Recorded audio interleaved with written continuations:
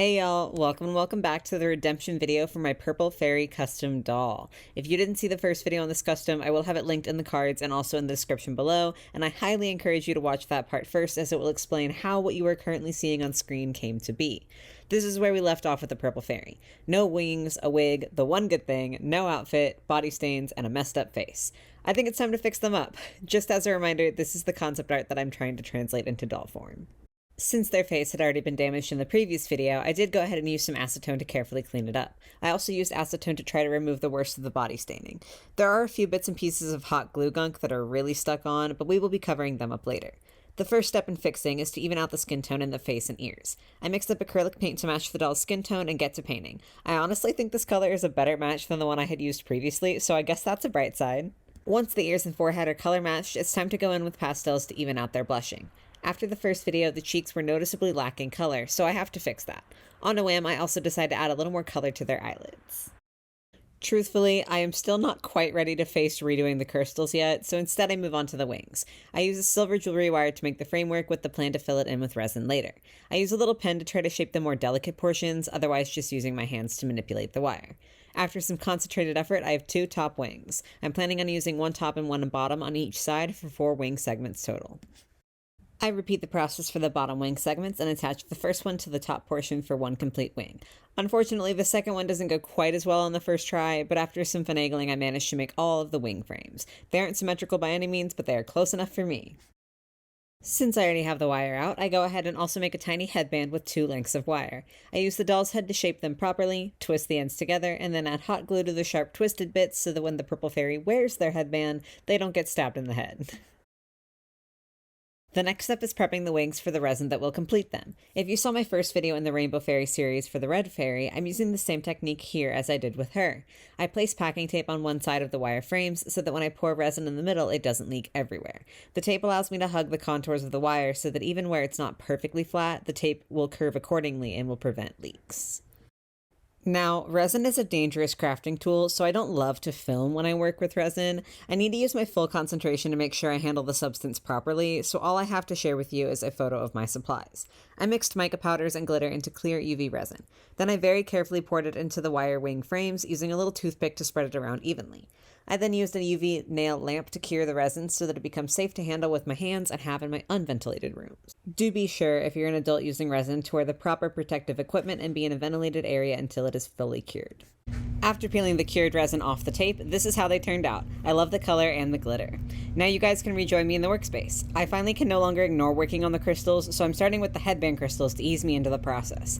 I glue 3 of the purple crystal beads from the last video onto the headband to make it look a little fancier. Then I start gluing the same beads to the doll's body. This part of the plan hasn't changed from the last video. These beads will serve as the large accent crystals for the purple fairy's design. Okay, now it really is time to work on the majority of the body crystals. After realizing growing the crystals on the doll wasn't going to be a viable option, I decided to use paint to create the crystal look.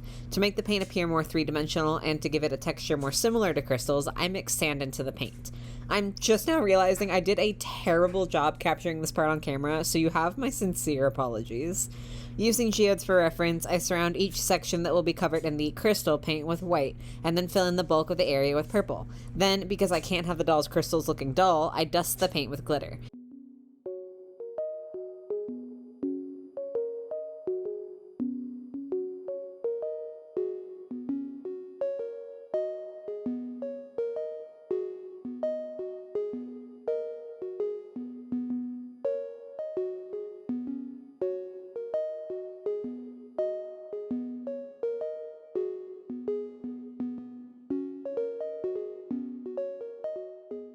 The end result isn't identical to real crystals by any means, but I think it gets the idea across and looks really cool.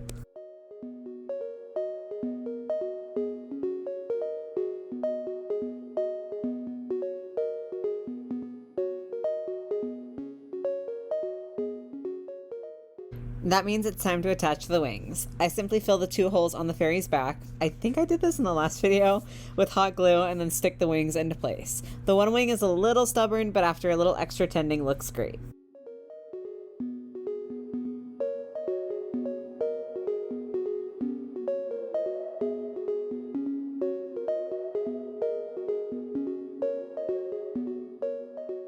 I should say the wing positioning looks great. However, the back is a little messy, and even though their hair will cover it, I figure it can't hurt to add some more crystal pizzazz. So I repeat the steps I used all over their body in between the wings to make the transition appear more natural.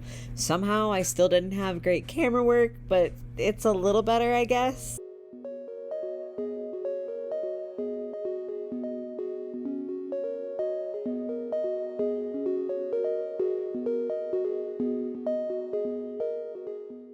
They are almost all put together. I now reunite the fairy with their wig, and it's time to do some hair trimming to finish out the project.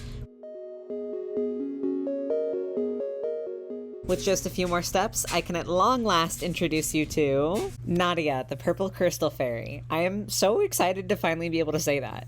Even though I think I've said this about literally every custom doll in this series, Nadia truly was the hardest one to complete. I mean, they're the only one to get 2 videos. Although, now that I'm looking at the timestamp, I probably could have squeezed all of this into one. On the other hand, I think it was good for me mentally to be able to have this video be a clean slate after the disaster that was Nadia Part 1.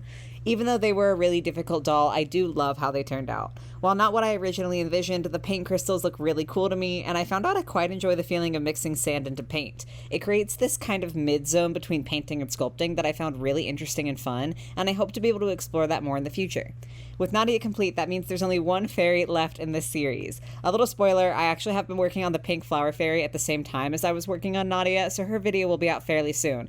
And after that, who knows? I'm full of all sorts of ideas. But since this series is almost at its close, I would love to hear in the comments if you guys have any suggestions for customs y'all would like to see next. I hope you all enjoyed watching the redemption for the purple fairy, and I hope Nadia meets your expectations. I hope y'all have a lovely rest of your day, or your night, or whatever it might be, and I will catch you in the next one. Bye, guys!